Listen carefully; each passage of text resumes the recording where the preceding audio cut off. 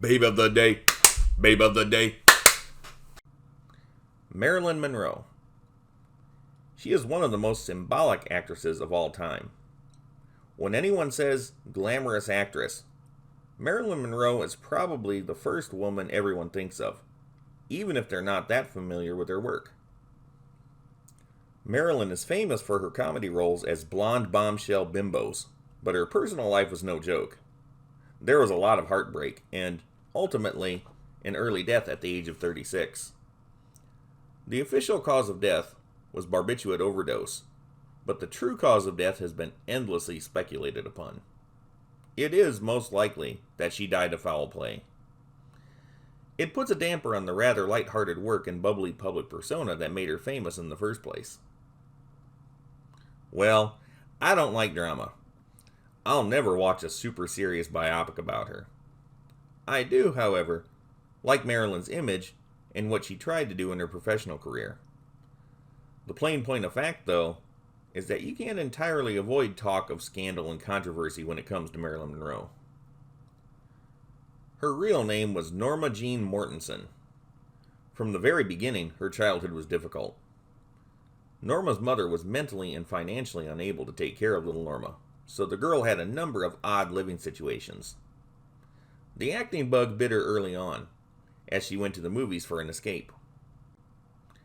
At the age of 16, as a way to avoid going back to the orphanage, she married a 21-year-old factory worker named James Doherty. Norma dropped out of high school and became a housewife. They were totally mismatched, and she found their marriage entirely boring. In 1944, less than 2 years into their marriage, James was shipped off to the Pacific to fight in World War II. Norma moved in with her in-laws and started working at a munitions factory in Van Nuys. Late that year, she met photographer David Conover. He was working for the U.S. Army Air Force's 1st Motion Picture Unit. The idea was to go around the factory and take photos and footage of female workers to boost morale of the red-blooded American soldier boys. She was a good subject, but none of her pictures were used at the time. Still, David's enthusiasm in his subject and Norma's desire to do something better led her to quit working at the factory in January of 1945 and start a modeling career. Her husband James was greatly opposed to this, but she did what she wanted and signed with a model agency in August of 1945. As a model, the agency deemed Norma's figure to be more suitable for pinup photos than high-fashion modeling. In other words, whoa, mama! To make herself more employable, she straightened her curly hair and dyed it blonde. Honestly, I thought she looked better with her real hair, but this is what she thought everybody wanted at the time. For the first time, Norma was doing something she really liked doing and worked very hard at it. In just a few months, she had appeared on 33 magazine covers, some of them rather popular. She started using the name of Jean Norman. By the middle of 1946, she joined an acting agency. She tried to get work at Paramount Pictures, but that didn't work out. Then she went to 20th Century Fox and hit pay dirt. An executive by the name of Ben Lyon thought she had what it took to be a star.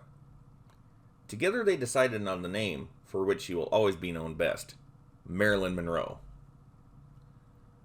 But why the name Marilyn Monroe? Ben Lyon picked the first name, Marilyn, who was reminded of the Broadway star Marilyn Miller. Norma decided her last name because Monroe was her mother's maiden name. Shortly after this, in September of 1946, she divorced James because he was totally opposed to her career. To be truthful, it was just as well. Since he had last seen her in person, she had a totally different look and name, and she was never going to settle on being a poor housewife. Simply put, for better or worse, she wasn't the woman he married. Marilyn was only 20 years old at this time. For the first 6 months of her time at Fox, she didn't do anything but learn how to act, sing, and dance, and observe the process of filmmaking. She may not have finished high school, but she got one heck of an education. Marilyn was real rough around the edges at that time. In February of 1947, her contract was renewed and she received more acting training. Marilyn was enthusiastic, but not very talented, mostly because she was too shy and insecure. She got by on doing modeling jobs and various gigs at film studios. Fox released her from her contract in August of 1947. Marilyn was determined to make it as an actress, though, and kept taking acting classes while networking. Who did she network with? Men in show business, of course, particularly movie executives. Yes, she did have to sleep around a bit. She wasn't married at the time, though, or in a serious relationship with anyone, so it's not quite as bad as it sounds. She got signed to Columbia Pictures in March of 1948. Her luck at Columbia was not much better than at Fox. Her look was changed a little bit more. Columbia wanted her to look like Rita Hayworth, but they decided to bleach her hair platinum blonde. She started working with the studio's head drama coach, Natasha Lightis, who would remain her mentor until 1955, long after her time at Columbia ended. Marilyn made one movie at Columbia called Ladies of the Chorus. It was a starring role. However, something bad went down at Columbia, and Marilyn was dismissed in September of 1948, a month before her movie was released in theaters. To add insult to injury, the movie bombed. After this, Marilyn started getting more desperate. She returned to modeling and was doing much more in the way of nudity. Marilyn was starting to use the name of Mona Monroe during this period. She had done some partial nudity before this, but now she was becoming more daring. It wasn't long after Marilyn's firing from Columbia that she met Johnny Hyde, the vice president of the William Morris Talent Agency. Now is when she started becoming more corrupted. You see, Johnny Hyde was married, and Marilyn became his mistress. Thanks to her connection with Johnny Hyde, Marilyn quickly landed small roles in several films. She was only in The Asphalt Jungle, a movie from 1950, for just a few minutes, but it got her noticed in the famous film magazine Photoplay. They immediately deemed her a serious actress, and that was it. Just like that, Johnny Hyde negotiated a 7-year contract with 20th Century Fox, the first studio that dismissed her. A 7-year contract. It's worth repeating. Maybe she had improved as an actress since her start in 1946, but she definitely wasn't worth a 7-year contract at that time. Johnny Hyde died of a heart attack just a few days after the contract was signed, leaving Marilyn devastated. Apparently she was too much for him. That must have been quite a thank you. In 1951, she had supporting roles in 3 successful comedies. She was little more than eye candy, but some critics praised her performances. Marilyn may have just arrived at the right time. The Korean War was going on, and she was dubbed Miss Cheesecake of 1951 for the Army newspaper Stars and Stripes. She started receiving several thousand fan letters a week. Hollywood, in response to the growing public interest in Marilyn, started endorsing her. Marilyn started going out with a lot of guys, including directors and famous actors.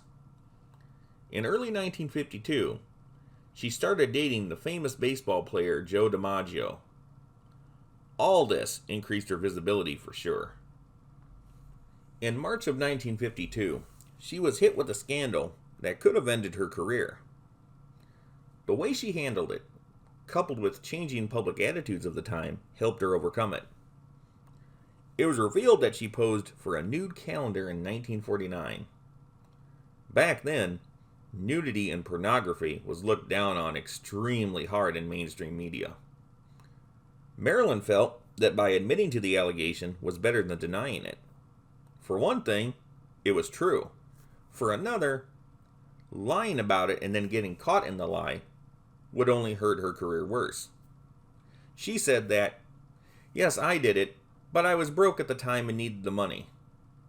Well, then she just got the sympathy of the public that already loved her. And maybe being naked, especially her being naked, wasn't so bad after all. She started receiving top billing in films because of this quickly resolved scandal. Not only that, but she became an even higher profile model than she had already been. She was promptly put on the cover of Life magazine. Marilyn continued to take acting classes so she could start doing more dramatic roles. She also started pushing the mark on her sexiness. Marilyn was given a lot of leeway because of her popularity, and audiences expected her to be sexy. Plus, after decades of people seeing movies where women had to act proper and button up to their necks, it was cool to see a woman show some skin and act flirty. Marilyn hadn't been a star long when she gained the reputation of being difficult to work with. That started in 1952, and only got worse as time went on. She would show up late, or not at all. She also had trouble remembering her lines, and was too dependent on her acting coaches, irritating her co-stars. Marilyn often demanded several retakes because she was unhappy with her performance. She had stage fright, and was too much of a perfectionist. To deal with this stress, she started drinking heavily and taking drugs. By 1953, Marilyn Monroe was a superstar and one of the most bankable stars in Hollywood. The film Niagara from that year established her classic look with dark, arched eyebrows, pale skin, glistening red lips, and a beauty mark. It's how everyone remembers her best. More super successful movies followed, but as early as 1954, Marilyn started butting heads with the studio's head executive, Darryl F. Zanuck. He didn't like her the first time she was at Fox. He didn't like her this time. Darryl didn't think she was talented. She was hard to work with and too demanding. Marilyn was trying to force her way into other types of movies, and Darryl thought that roles that didn't play off her sex appeal would flop. The real conflict started with her contract. When it was made in 1950, there was no way anyone could have anticipated her being this big of a star.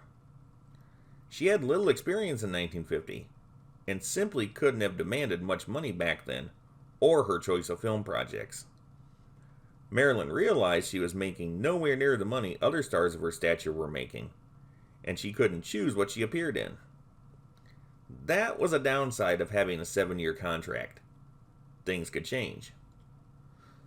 Seriously, she should have been happy just working. Marilyn was doing well because she could also make money by modeling and doing public appearances. Her acting work was steady, and she would always have an audience.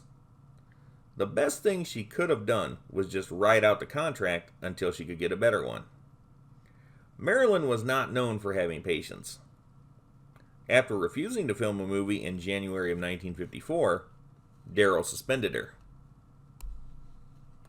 To counter the negative publicity, Marilyn decided to quickly marry Joe DiMaggio. It helped keep her endearing to the public. He was one of the biggest sports stars in the world. They combined their honeymoon with various public appearances. How much they got to enjoy their honeymoon is up for debate. When she came back in March, she got a new contract from Fox with a bonus of $100,000 and a starring role in The 7-Year Itch, a movie that would absolutely become her most iconic feature. The movie was filmed in 1954, but not released until June of 1955. This is the movie that featured the famous subway grate scene, where air blows up Marilyn's white dress. It was also done as a publicity stunt for photographers. This became so legendary that it not only increased Marilyn's publicity, but it helped the performance of the highly anticipated movie. It also made Joe DiMaggio mad and ended their 9-month marriage. He had been extremely jealous and controlling where Marilyn Monroe was concerned, and also physically abusive. Her new contract with Fox was short-lived. After she got done filming The 7-Year Itch in November 1954, she went to the East Coast, where she started her own production company, Marilyn Monroe Productions. In January of 1955, a year-long legal battle raged on between Fox and Monroe. She broke the contract and slapped them in the face with starting her own studio. When the lawsuit was settled, Fox gave in to her in a big way. She was a big moneymaker and they wanted her back. She signed a new 7-year contract, would be paid $400,000 for 4 films, and could basically make any movie she wanted to make with whoever she wanted to make them with. She was also allowed to make 1 movie with her own production company per every 4 movies she made for Fox. How she got this lucky with Fox is anyone's guess. Things continued to run unsmoothly for Marilyn. Her personal life was a mess, to put it light. Her working relationships with most people in show business were rough. Perhaps the money and the fame came too fast for Marilyn to deal with it properly. She still kept acting coaches at her side at all times, which annoyed just about everyone else. As an actress friend of mine once told me, acting classes and coaches only help so much. You either have it or you don't. To be honest, I never thought Marilyn was the best actress in the world, although she certainly wasn't the worst. In 1958, she filmed the movie Some Like It Hot. It was released in 1959 and became a major hit, becoming one of the biggest comedy movies of all time. Production of this movie, though, became legendary for being so difficult and messed up. Marilyn, by all accounts, is one who really made filming this movie a living hell for all concerned. It was all the same stuff she was doing before, but now she had more power behind the scenes and amped up her bad behavior. The movie was a critical and commercial success and heavily awarded, but now it was clear that Marilyn was just relying on her name recognition, and she was put with 2 young actor guys who were quite popular and getting more so all the time, Jack Lemmon and Tony Curtis.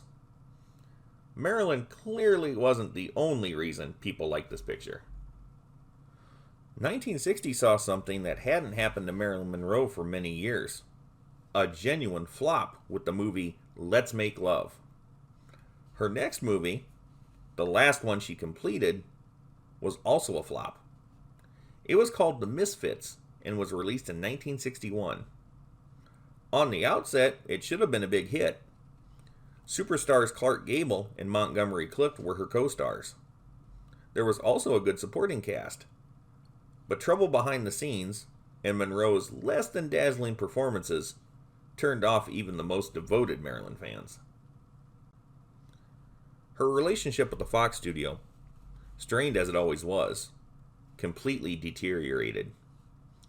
It ended with Fox firing her and suing her for $750,000 in damages. She started filming a movie that would never be finished. On top of that, she was having legitimate health problems.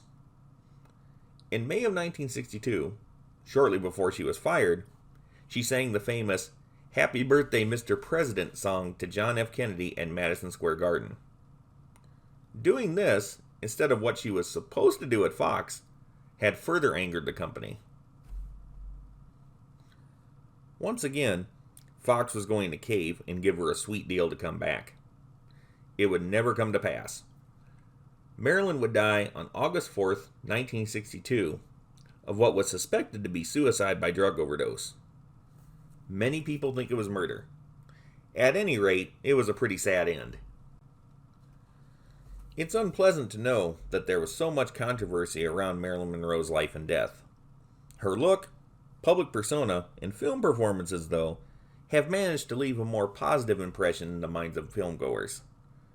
She worked awful hard to be successful as an actress, and even though it came at a great personal cost, she made it.